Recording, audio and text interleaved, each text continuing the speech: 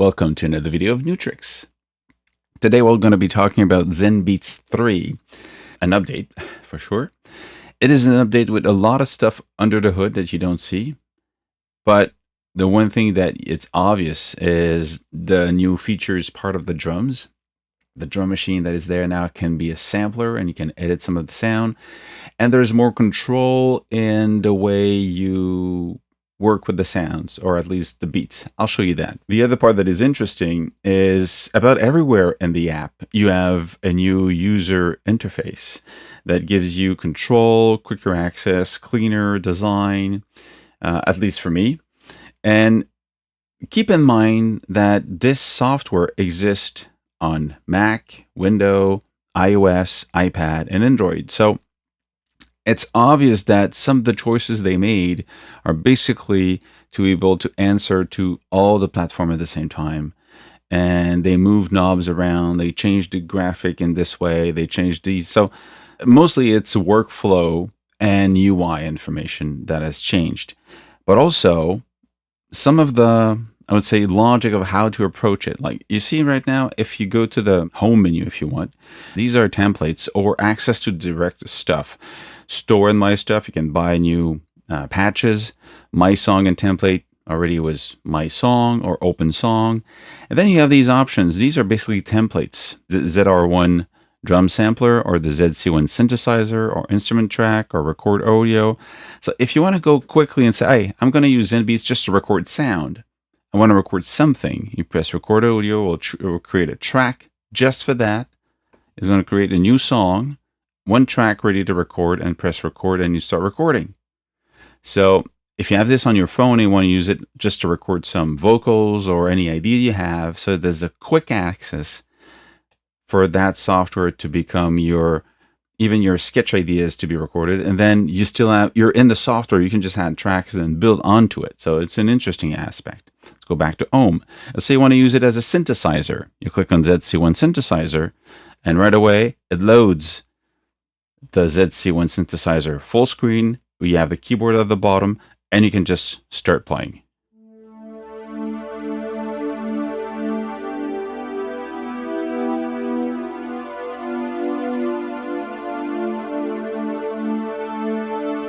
So right away it becomes a synthesizer if you want.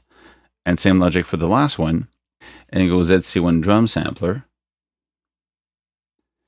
And then right away, you're in the drum machine. It looks a little bit different. The graphic has changed, but it's mostly the same logic. I mean, you have just enter your kick where you want them.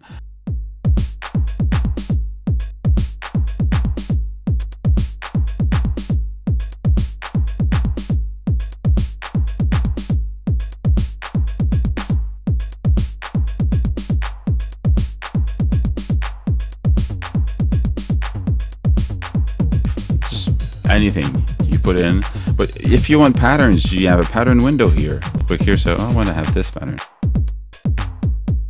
and that's the new thing. Is part of the management or the UI difference is how you see these patterns. Now you see where they're coming from. These are patterns that come from these different banks, because remember that there's a lot of patterns, kits, banks, preset banks that you can buy from Roland. Either you buy them per banks that you want, or you use your membership to download all of them. They're in the store section. To store, you see all of these are, like this one is a drum, you want to have. So some of them, they're the sounds. Most of them you have sounds, and a lot of them also have patterns for the drums. For the synth, some are just presets, like the ZC1 presets you have here, this one. So because the ZC1 is a Zencore synthesizer, so you can have Jupiter sounds made with the Zencore synthesizer. And same thing with the Juno, the Jupiter here, this one here is still another one. So if you want to have access to these sounds, well, first of all, you need to own them or rent them. And then they're part of your list, so you can just easily manage them. Let's go back. I'm going to go back here. We had here the choice for the drum patterns. So this is the pattern you can select. I say I want to have Miami 5, let's say, for example, and you have this.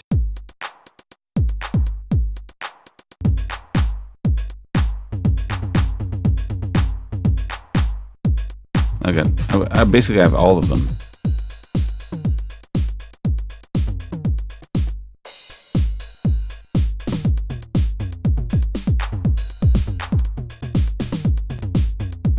Let's go here.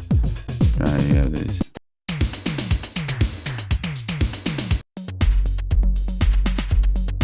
That's a cool one. Keep this one.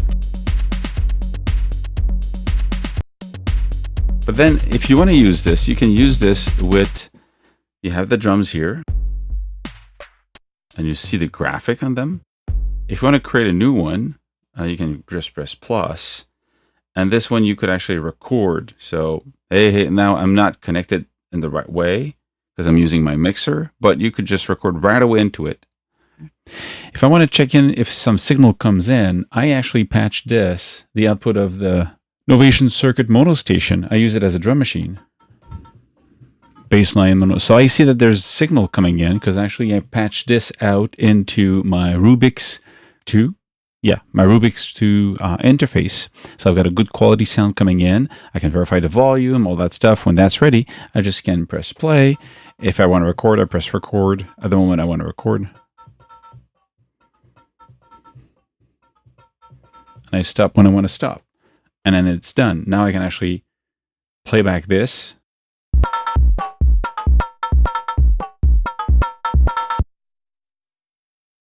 One shot. Slice editor. Slice count. Let's say I'm going to have 16 slices. So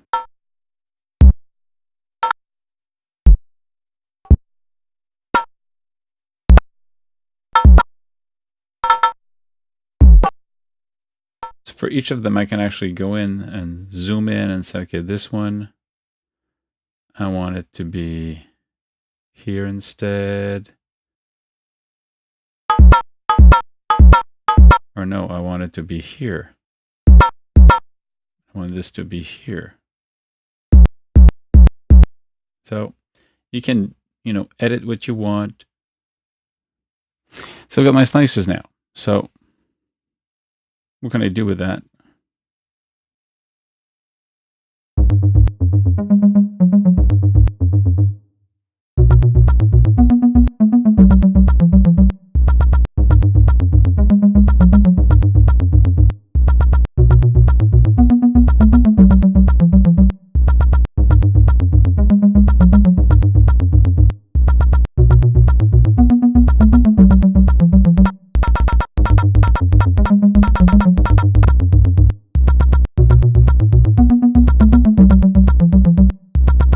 Or easier is you record just a snare or just hi-hat. So any sound can just be put in and work. And then you've got the rest of it, gain, pan, and everything else can be edited here. A chorus tune, you want it to be, cut the low frequencies. Or a high right away. And if you want to load something else, you can actually load something else. Change sound and load another sound. So what else do we have here that is different? Well, first of all, you have your drum playing here. Okay. If I close this window now and I look at the main window here, first of all, the top window has changed. The way these buttons are, they're now separate in the way they're being shown. And the same information here, you might not see all of this because to now turn it on, I have to go into the menu and go into view and select, do you want to view the stats or not? So you go back, view, I want to see the stat. You say view, measure performance track. So the information is here, and the show main wave scroller and the mini timeline. So you can decide what you want to see here. And when you press play now, you've got a graphic of the wave playing.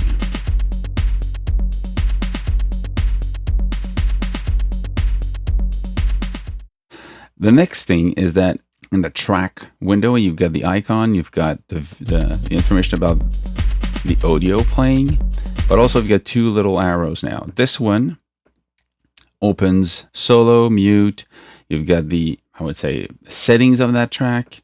You get the freeze all right in here. You don't even have to look at the mixer track for that anymore. You don't have to show it and send the track. And there's a little thing that is interesting. There's a percentage on the top here. This percentage is showing you how much buffer memory this is using. So this is using very little, less than 1%, so it shows you 0. And you have the next thing that is really nice. It existed before. You click on this arrow at the bottom here, and then you've got all these tracks. These are all the separate sounds that you're using. But there's something new now. Each of them you have solo, mute, and settings, but you've got the drums here. So, which was not part of the way it worked before, because before you had the drums here, the drums notes, if you want. The notes were only at the drum track, but each of the separate tracks did not have the drums notes. So now if you want to change the clap, for example, you click on this, you go back to working here. So it sends you back to this window. Next thing is you also have these things here. These controls are clearer than before. You've got velocity, you've got the panning. So for each of them, let's say I want to go back here, and I want the pan to go like this. So now if I press play,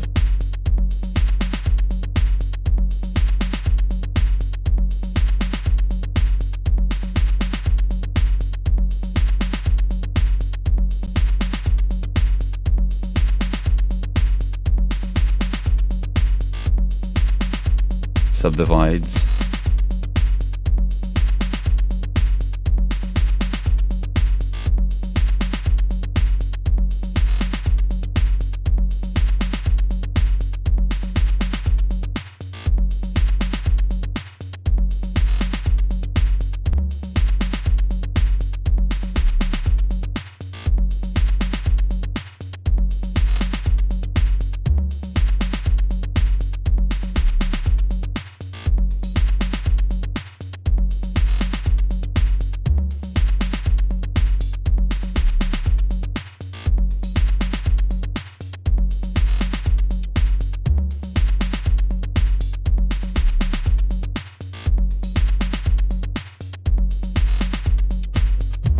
You can just build and build and build.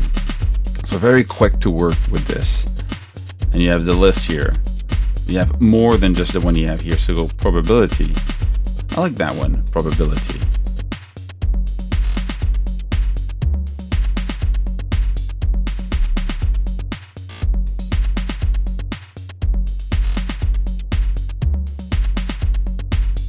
So it gives you more of a evolutive, changing patterns, because you know that these different ones can only show up 38% of the time, 100%, 70%. So I like that part. Gives you, with the same basic loop, you create this evolving type of sound. So that's the new thing about the drum, and the fact you can record and edit your own stuff. Let's close this one. The next thing is, I'm gonna go close this one also. So this one like this. I'm going to add another track, say an instrument track. And you see right away that there's a difference in how you can load stuff. There's a graphic. This again, it's a UI change in the graphic. You see the ZC1, the sample verse. All of these are appearing here. Let's say we're going to try ZC1 again, just to show you. And then again, if you click on the patch memory here, you see the different memories. So the big difference now is it tells you, okay, these are the memories, the different type of sound you can load, the presets. And you can also say where it's coming from. And say, oh, I want to see from the bank we just talked earlier, or the bank of patches, called Return to Jupiter here. So Return to Jupiter, you've got this one. So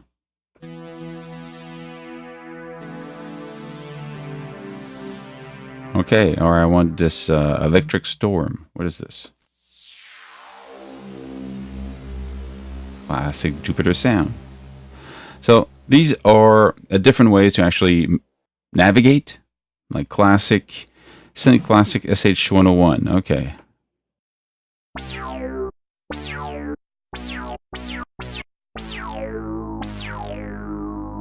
Pretty cool. So quick access, it does what you want. What else is new? Well, when you go save, now it asks you for saving song or exporting song. I know that before you clicked on save, it just saved right into it without asking you, and you needed to click longer to have the information. So the other thing that is interesting is when you look at the track itself, when you have a song and you have a block of notes here, look at the block here. You have the recording feature, you get the playback, but you have the gear. So the setting is right there. So instead of clicking on it and waiting, which you still can do, what you can do is just click on this one.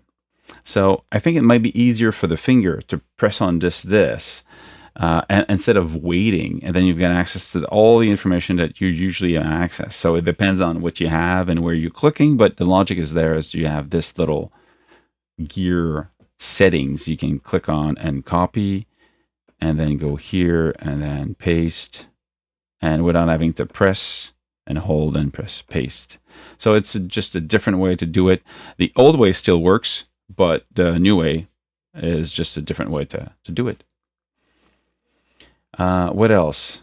Go back here. You've got the more of a multi-track. I'll do a video just about this because I'm actually testing out mixing a full song recorded anywhere. Because as you know, I used to work with Audio Pro, and now it crashes all the time and I'm losing stuff. So I'm stopping to use Audio Pro, and I'm going to try using Zenbeats as the main recording and mixing suite.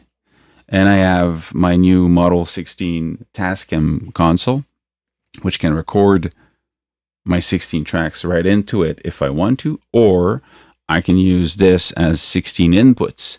That's why when you go here in the settings, I got 16 inputs.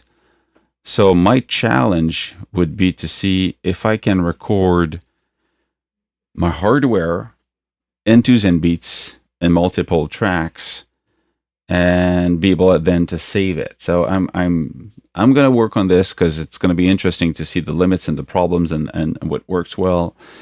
So that's my next steps. And I'll come back for that, I would say, linear section of the song. I don't know how they call it, but that's how I call it. The linear and the block windows, or the loops, the pattern based. And then this one is kind of the linear song mode. Now you also have a main track here also. If you look at the mixer, you also have a main track at the bottom. If you turn on the mixer, the other really cool thing about the mixer is you can have a full screen mixer. For those who wanted to have a lot more space for their finger, you can take the full screen. So the faders have more resolution in that case, or at least more precision. And it's really cool for that. And that's the main track. So it's easy now to just add effects, I don't know, a compressor, a limiter on the main track for your final mix. And you can do stuff like freeze all tracks. I don't know if it was there before, but now it's there. So one thing that is new also, and I'll finish with that, is the fact that when you look at this here, the first home page, when you look at the home page, you can actually move that down, and you can see all the songs that you have locally on your hard drive and say, oh, I want to have this. So instead of going into a menu, right away you can say, well, I want to work with this one. Click on it and it loads. So you don't have to go into the menu. Right away you can load and start working with your song. So another quick access to whatever you're trying to do at that point. So on that, I'll try to finish this song. Stay safe, make new music. See you soon. Cheers.